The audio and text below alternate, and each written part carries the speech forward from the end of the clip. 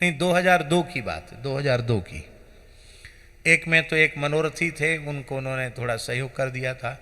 दूसरे में कोई मनोरथी नहीं था, ठाकुर जी की तरफ से ही मलुकदास जी की जयंती मनाई गई।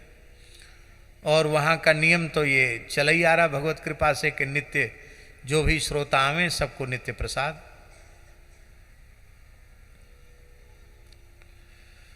तो अभी उत्सव 3-4 ही दिन हुआ था, 4 दिन हुए थे उत्सव के, और स्थान का सारा राशन पानी जय सिया राम समाप्त हो गया। और हमारा अभ्यास नहीं कभी पूछने का कि क्या है क्या नहीं है, कभी पूछते नहीं, स्वभाव में नहीं। रासलीला हो गई और रास बिहारी भी चले गए। रात्रि को 10 साढ़े 10 बजे, उस समय गंगादास जी ही सारी व्यवस्था देख रहे थे। और गंगादास जी ने कहा, गुरुजी आपको तो कथा करने से फुर्सत नहीं है, आप कभी पूछते नहीं कि क्या है क्या नहीं व्यवस्था है। कल के लिए आटा नहीं है, कल के लिए आटा नहीं है। और लगभग महाराज जी 700-800 से लेके 1000 तक लोग नित्य प्रसाद पा रहे थे। पूरा मैदान खुला पड़ा था, वहीं पंडाल लगा था, सबको प्रसाद था और आटा नहीं है। तो हमने कहा इसका पहले से ध्यान रखना चाहिए था, आटा नहीं है तो सुदामा कुटी से मांग लो सामने। बोले अब रात हो गई, 10:30 बजे रात को कहेंगे उत्सव कर रहे हैं स्थान में, वो आटा तक की व्यवस्था नहीं है। तो हमने कहा बाजार से कल ले लेंगे। अरे बोले कल बुधवार है, बाजार बंद रहता है। तो हमने कहा अच्छा ठीक है, आप विश्राम करो, उत्सव हो रहा है मलुकदास जी का, भगवान व्यवस्था करेंगे, सब आप जाओ।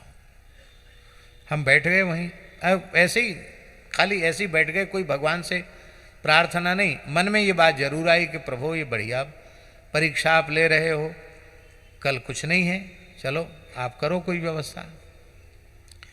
अभी सोच ही रहे थे, उस समय गली का रोड भी नहीं बना था।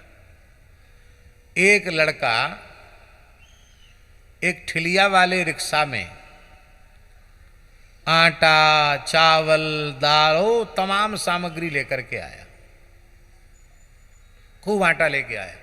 आटा तो हम समझते हैं कि शायद 1 क्विंटल के करीब आटा होगा। और आश्चर्य की बात है कि इतना अकेले वो खींच के कैसे लाया। आया और आकृति से ऐसे लग रहा था कि जैसे कोई बंगाली लड़का हो, सांवला सा, और केस बड़े बड़े थे। आकर के बोला, बाबा इसको कहाँ रखना है?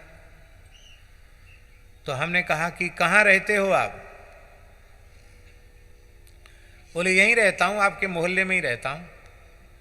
अच्छा, किसने भेजा? बोले मेरे पास फुर्सत नहीं है, जल्दी बताओ कहाँ रखना है इसको। रात्रि के 10:30 बजे की बात है, कहाँ रखना है? तो हमने 1-2 विद्यार्थियों को, संतों को कहा, वो धक्का दे करके उतरवा के सामान रखवाया। फिर उसने कहा बाबा राधे राधे, उनकी राधे श्याम। तो हमने कहा इस बच्चे को कुछ प्रसाद तो दे दें। और कुछ प्रसाद था नहीं, कटोरी में नेक से मिश्री रखी थी, मैंने मिश्री दिया उसको। मिश्री लेकर उसने मुंह में खाई, वो चला गया। अब हम अपने मन में सोचने लगे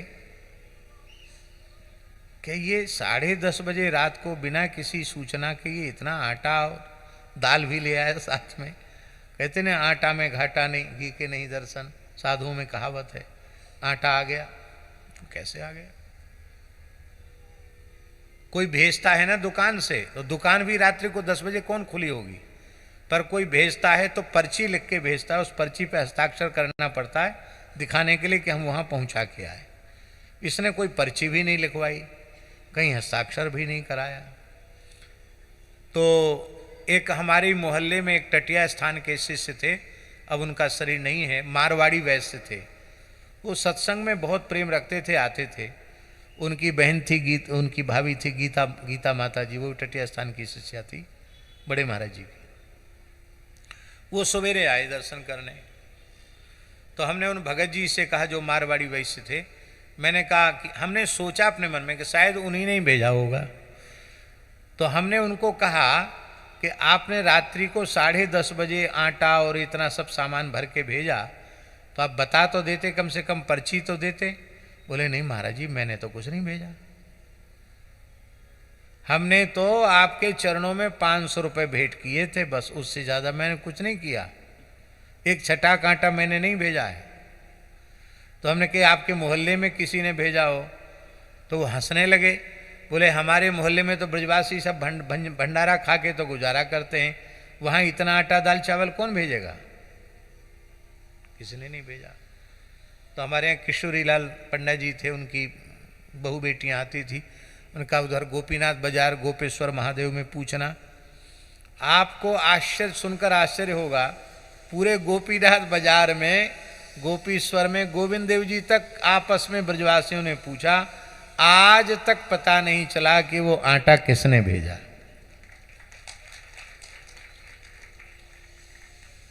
अब हम ये घोषणा नहीं कर रहे हैं कि वो साक्षात भगवान थे, भगवान तो सारा विराट है, लेकिन इस प्रकार की जो विलक्षण घटना है वो निश्चित ही भगवदीय घटना ही है, भगवदीय संकेत से ही ये विलक्षण घटना घटी।